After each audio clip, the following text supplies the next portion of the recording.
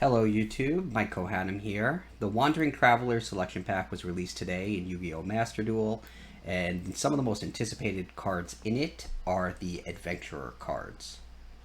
For those who don't know, the Adventurer cards have been very popular in the Yu-Gi-Oh! Trading card game, so most players are expecting that they will be used in top competitive strategies in Yu-Gi-Oh! Master Duel, now that they're available here as well.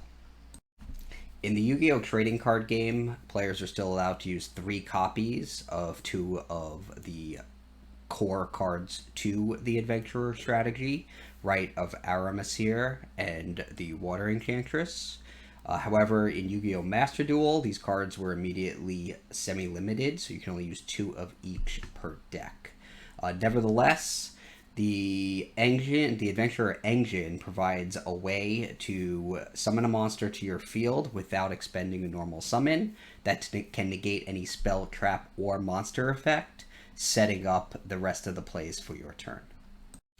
In this video, I'll go through all of the cards used in the typical competitive Adventurer Engine, how to perform the combos, and how to incorporate this engine into your deck.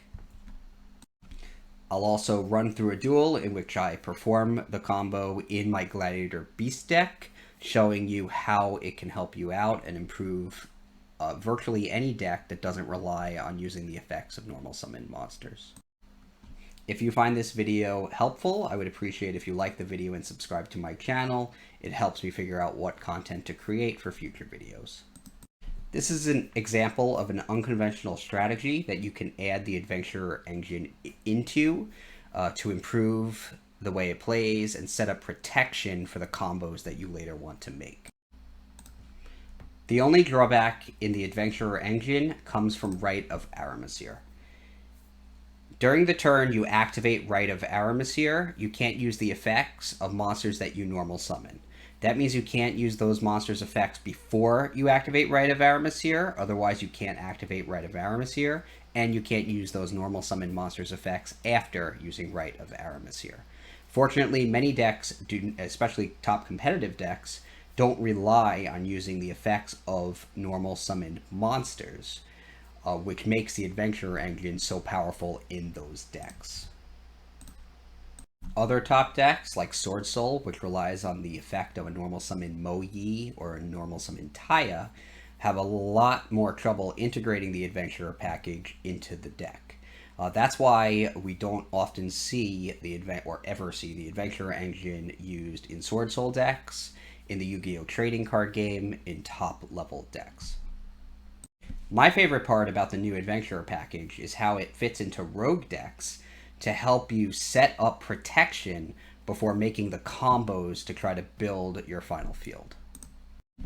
As you can see, I integrated the Adventurer package into my Gladiator Beast deck because my Gladiator Beast deck doesn't rely on the effects of normal summoned monsters. The only monster in the deck that you really want to normal summon and use the effect of is Rescue Rabbit. Every other monster in the deck is special summoned before activating its effect.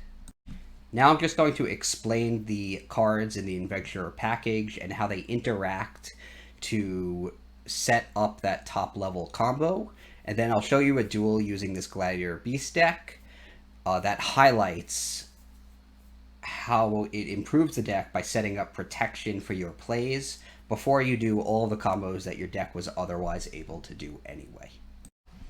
The entire Adventurer package typically consists of 6 Adventurer cards, plus Foolish Burial, which usually has additional versatility since it can send other cards to the graveyard in addition to your Adventurer cards. The combo starts with Rite of Aramesir. That's always the first card that you want to use to get the engine running. Rite of Aramesir lets you special summon an Adventurer token, which has 2,000 attack and defense points, and play the Fateful Adventure continuous spell card from your deck. As I mentioned before, this is the card that restricts you so that you can no longer use the effects of normal summoned monsters. Fateful Adventure, while it's on your field, makes it so that once per turn, the first time a monster you control that's equipped with an equipped spell card would be destroyed by battle, that monster is not destroyed. It comes in handy once in a while, but it's not the reason you're using Fateful Adventure. The main reason you're using it is because its once per turn effect allows you to add a monster from your deck to your hand that mentions the Adventurer token, and then send a card from your hand to the graveyard. In addition, if a monster is normal or special summoned, you can use Fateful Adventure's effect to add an equipped spell card from your deck to your hand, or equip that equipped spell card to one of your Adventurer tokens, so long as that equipped spell card mentions Adventurer tokens. There's typically one monster that you're adding to your hand with Fateful Adventure, and one equipped spell card that you're adding to your hand with Fateful Adventure. That monster is the level 7 Wandering Griffin Rider. You can special summon it from your hand, even as a quick effect during the main phase, as long as you control an Adventurer token, or if you control no monsters.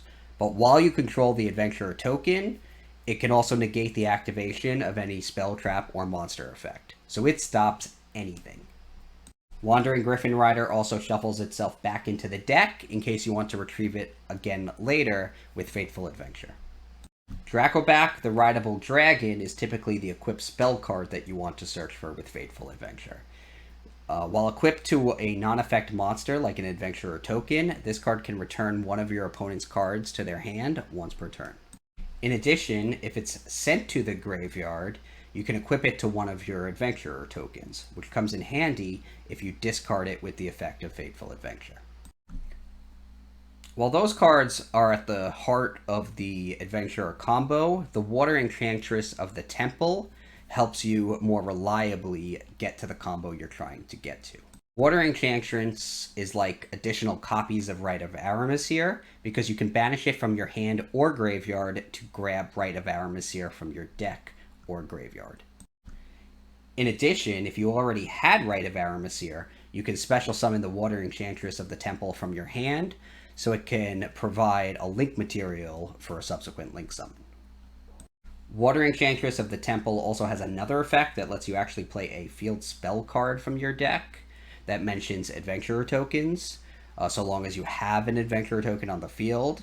But this part of the Water Enchantress of the Temple's effect is not typically used in top-level strategies, because the decks using the Slim Adventurer engine do not include field spell cards and do not strive to get Water Enchantress of the Temple on the field. They run a thin Adventurer lineup focused on summoning the Wandering Griffin Rider so that it has an Omni-Negate on the field before going forward with the deck's traditional plays. With Rite of Aramasir and Water Enchantress of the Temple both semi-limited, you're basically using 4 copies of Rite of Aramasir in your deck, since the Water Enchantress can get you it, but Foolish Burial adds a 5th copy to the mix, because you can use Foolish Burial to send the Water Enchantress to the graveyard, and then banish the Water Enchantress to get Rite of Aramasir. So this will help you more consistently pull off the Adventurer combo that leads to the Wandering Griffin Rider, coupled with the Adventurer token.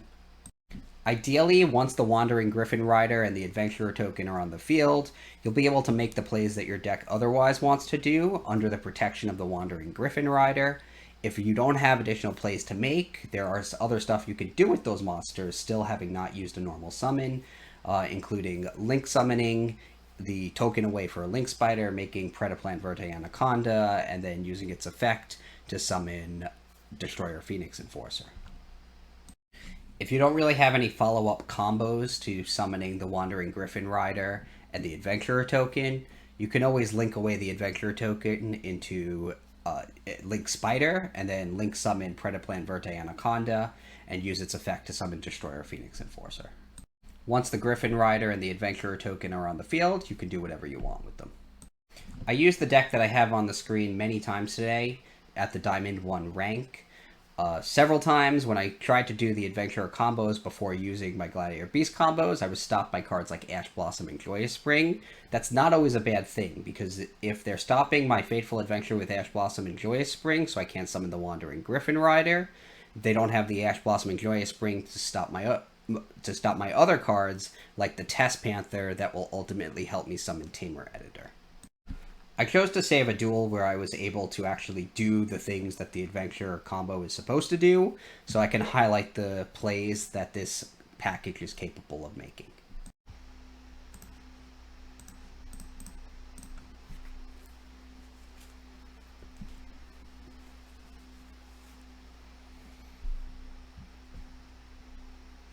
In this duel, I opened up with Rite of Aramasir and Fateful Adventure. You typically don't want to open up with Fateful Adventure because you can play it for free from your deck when you activate Rite of Aramasir. That's obviously preferred because it doesn't expend a card. Since I did draw it here, I activated the Fateful Adventure first, so that when I use Unexpected Die to summon Andal, I'm able to add Draco back to my hand. I use Rite of Aramasir next to summon the token, then use Fateful Adventure to add the Griffin Rider to my hand, discard the Draco back, and use the Draco back's effect to equip it to the token.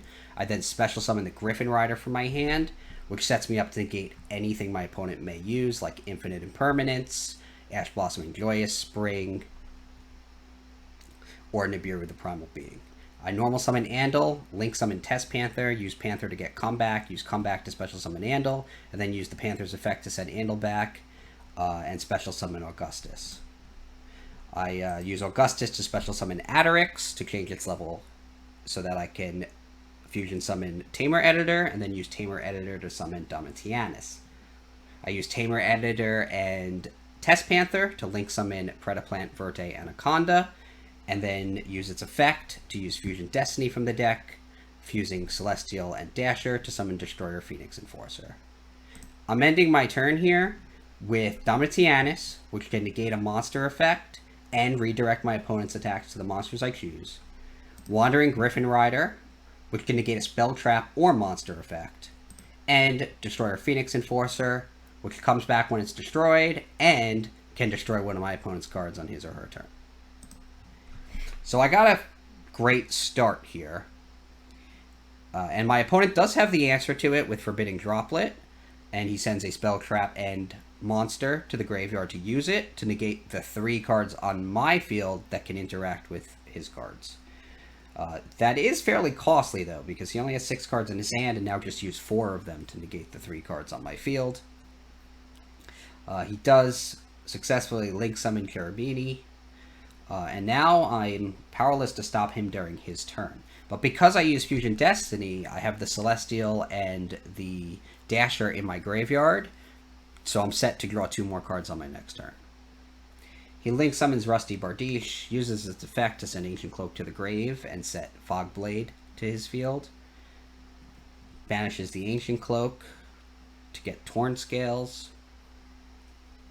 He uses his own Rite of Aramasir here, just summons the token, links it away for a Link Spider, so that he has an effect monster instead of a normal monster, and that allows him to summon Predaplant, Verte, Anaconda, which requires 2 effect monsters. My opponent imitates my play, using Fusion Destiny with Anaconda's effect, sending Celestial and Dasher to the graveyard to summon Destroyer, Phoenix, Enforcer. He takes down my Anaconda, takes down the Domitianus, and then he tries to destroy the token, but because it's equipped, it can't be destroyed due to the effect of Fateful Adventure once per turn by battle. In the end phase, my Destroyer Phoenix Enforcer is destroyed by the effect of Fusion Destiny, but it comes back in the next turn. My opponent immediately uses Destroyer Phoenix Enforcer's effect. I chain the effect of my Destroyer Phoenix Enforcer, and he uses Fogblade to negate it. He gets rid of the Fateful Adventure on my field because he wants to cut me off from getting an Adventurer token, so that I can't use the Wandering Griffin Rider. But unfortunately for him, I drew the Water Enchantress, so I use it to get Rite of Aramasir by banishing it from my hand. And now the Griffin Rider is online to negate his face-down Fogblade. With no hand, I'm able to draw 2 cards with the effect of Celestial. I normal summon Adderix, and then link it away with the Destroyer Phoenix Enforcer that was negated by Fogblade to summon Test Panther. He Fogblades the Test Panther, which I anticipated since he searched for it, but I use the Wandering Griffin Rider to negate the activation of the Fogblade and shuffle the Griffin Rider back into the deck, so that I'm then free to do whatever I want for the rest of the turn. I get comeback with Test Panther and use it to summon Tamer Editor. Tamer Editor's effect summons Geyserus, which clears his field and sets me up for some tag outs.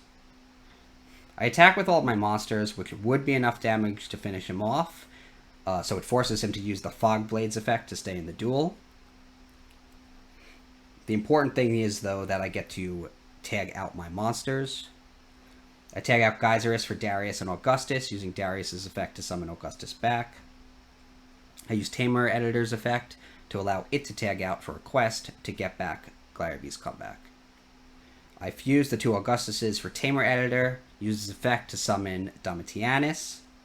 And then I made a slight misplay here. I linked the Panther with a quest and Appaloosa. Panther with a quest and Tamer Editor to summon Appaloosa. I should have used my Beast Warrior, Darius, so I'd be able to use Comeback on Tamer Editor, so that I can also summon Heraclinos to negate spells and traps. But because I didn't, I just have 4 negations of monster effects. So he banishes the Fog Blade to summon Rusty Bardiche, and then he actually attacks with Rusty Bardiche, I guess not realizing that my Domitianus allows me to redirect his attacks to the monsters I choose. I redirect it to Tamer Editor, to the Domitianus, and that's the end of the duel.